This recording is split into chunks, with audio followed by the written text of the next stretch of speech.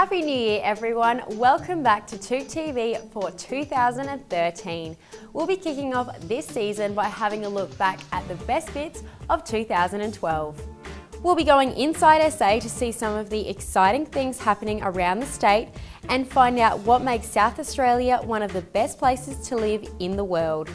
We also take an exclusive tour through the most expensive sale for South Australian real estate in 2012. This exquisite Glenelg North waterfront home sold by our very own Lou Toop. Plus we have a very interesting chat with the Lord Mayor of Adelaide, Stephen Yarwood, and we find out more about the future of Adelaide. So stay tuned for all that plus more and enjoy the show. Joining me in the studio at the moment, my guest is the Lord Mayor of the City of Adelaide, Stephen Yarwood. Stephen, good to see you again. Hi Tim, it's good to be here. Thank you. Stephen, for those of people who perhaps have, can I say, living under a rock for the last couple of years and don't know who you are, give us a little bit of a rundown on how you've become the Mayor and where you've come from. Well, I can't believe we're halfway through the term now, so I've been Lord Mayor for 2 years. I was elected to council the term before and became the Deputy Lord Mayor in the second year. Before that, I was the principal town planner at the City of Playford, right. So worked on some really big projects in a very happening part of Adelaide. But I've also worked as an urban planner in state government, doing development assessment, policy and strategy, as well as being a research officer to the Environment Resources Development Committee of Parliament. Researched and studied and worked overseas, really passionate about cities. It is my business. And now I get a chance to do it from the role of Lord Mayor, which is a real genuine privilege. I've never worked so hard in my life, but I've got to tell you, I've loved every single minute of it. Well, it's wonderful to have someone with so much passion involved. Can I ask, perhaps to start with, some of the things that you've been talking about in the media and so forth, bringing the city to life over summer. Tell us a little bit about that. Well, ultimately, you know, the key message that Council's serious about now is more people spending more time in the city. We're actually the third busiest CBD in all of Australia. So we've got about 200,000 people coming into the CBD every single day. Okay. Now what we want to do is capture those people, give them more of an excuse to shop in the Rundle Mall, more of an excuse to stay on after work and go out and have dinner, but also activate our streets and our parklands. So 80% of the entire public realm of a city is the streets. We've always used them as the places to get from A to B. They're soulless, they don't have the character, and we're trying to fill them full of people. But most importantly, just get people to slow down and engage with the city and spend more time in the city. We can't create more people, but what we can do is give them a reason not to go home at 5 o'clock every night. Okay, well that's interesting. Now I know you travel a bit and that forms a lot of the research in terms of some of these ideas. What countries have you drawn inspiration from and cities and the like for this thinking? Well, look, I make no bones about the fact that I am passionate about seeing what other cities are doing. I don't want Adelaide to be like any other city. Interestingly enough, I will say I'm on track to spend less than any Lord Mayor in a long time on travel because I have actually been invited a lot to go overseas and also speak. So not only do I go overseas, but we also have world experts come to Adelaide. So Jan Gehl is a global guru who has just finished his second report for the City of Adelaide and made some fantastic recommendations. We've also had a placemaking expert from New York that has done some great stuff with Broadway, creating it for people and really starting to bring that to life and put more activities into places. So that's been really important. But I've made it my responsibility to also interact with our sister cities. We're celebrating the 30th and 40th anniversary of Christchurch and Himeji this year, and the 30th and 40th anniversary of Austin and Penang next year. So okay. I've fallen into a moment where I've got to do all of these things. Christchurch is an inspiration because they are using temporary activation because 80% of their CBD has to be demolished. Yes. Yeah. So that's in a way has been interesting. Austin, for example, was a great trip. They are the world live music capital. And so, you know, how do they do outdoor live music? How do they promote live music venues? How do they build that critical mass? They're doing some great stuff. New York is doing some really good placemaking stuff around creating spaces for people. But realistically, Melbourne's doing great stuff. You know, Copenhagen, not even from the cycling perspective, but from their value-add design culture and the niche market they fit into, sitting right next to the massive German economy, is an inspiration for Adelaide as a niche city sitting next to the eastern states. We're never going to be the biggest, but we are now the 5th most livable city. And if we can attract knowledge workers, we can really become a smart city that's doing really good stuff.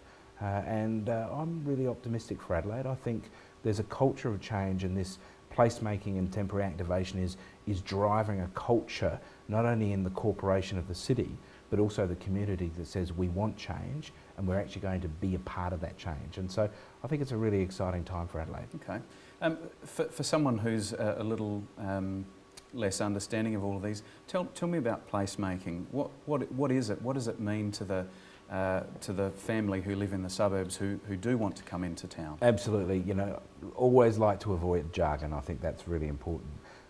Placemaking, I guess, is getting the council administration to focus less on procedures and processes and get them to think about the actual place that they're trying to create things. So start to see it from other people's perspective. It's also about engaging small business, helping them create experiences in the place. Probably the best example is this notion that we've been taught about, the power of 10. You know, a city needs 10 precincts.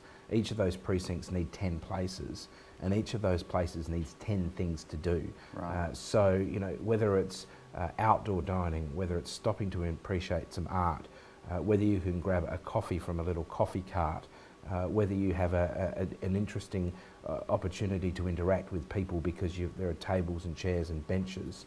You know, there might even be a sort of a second-hand bookstall or a garden there that's pleasurable, or buskers and live music. So this sense of urban planners have been very good at creating a canvas, or councils, but they've never been good at creating content and delivering a system where this council, the residents, the small businesses can actually own that place and make it an interesting place, so that instead of everyone competing to draw people into the businesses, you're actually working together to draw people to that place, slow them down and actually give them an excuse to stay there.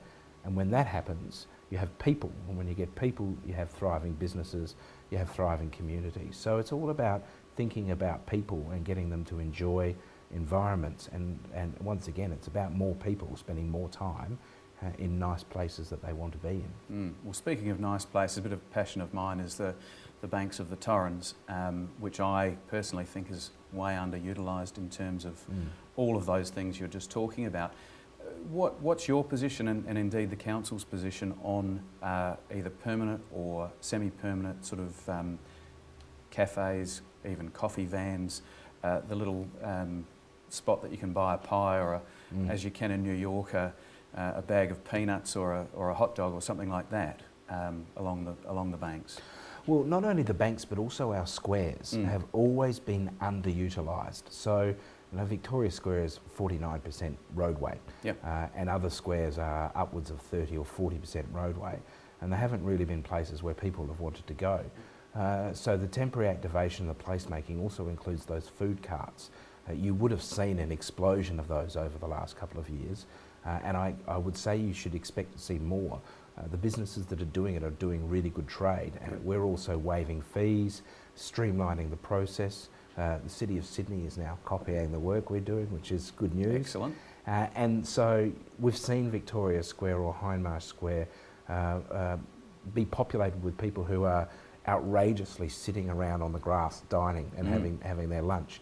And so we'd really like to do that with the riverfront as well. So we are experimenting, we're getting great feedback, and I expect you'll see more. We're also hoping to upgrade the cafe in Benithan Park next to the playground. Yes. Yep. I would love to get a liquor licence. Wouldn't it be great to be able to sit back and have a glass of wine while you watch your kids play on the playground? I don't think there's any better, do you? I think it's great. So those sorts of things I think are really important, and so we really are now focusing on not just building stuff, but providing the content which is going to bring people. So Barrio is a great example for the festival. You know, that Hijack Plaza, that festival plaza, dead all year round. The moment you provide content is the moment people flock to these places. Absolutely. So council's really about starting to curate a city which gives people permission to do things in partnership with council to make the city a more vibrant place. And do you feel like with these thoughts in mind you've got a majority of support behind you? Yeah, look, you get all kinds. I know that we will have to learn because there is a challenge with residents, but then again, most of the places we're trying to do are at the public places. Frankly, the feedback I'm getting is consistently positive. Certainly the small businesses who say, I've never before been able to speak to a staff member who can make decisions, in this sense that we've delegated all this power to the administration. I kind of find it funny that I get a bit of credit for this, yet the biggest thing I did is actually get my hands off the implementation. Works. Well, and it is important because it needs to be responsive, it needs to be thoughtful, it needs to get on and be able to do things. If we don't get it right, we can move in with the trucks, move it all around, or even pack it up, put it on the back of a ute and find another home for it. Yeah. And they're the sorts of dynamic responses that mean that this is on the ground consultation, it's experimenting by doing, it's engaging the community by doing, and no one goes to a town hall to look at plans of what may or may not happen. People want to see, feel, touch, smell, interact with change on their streets. And that's why I think that not only is this great for Adelaide and we are leading the country, and I'm really proud of it. I think that's an Adelaide culture, but also I think we're doing something of global significance that the world will be watching, and we can export these ideas to other cities to get the same sorts of positive outcomes. I think we're leading the world in terms of reimagining and changing our city.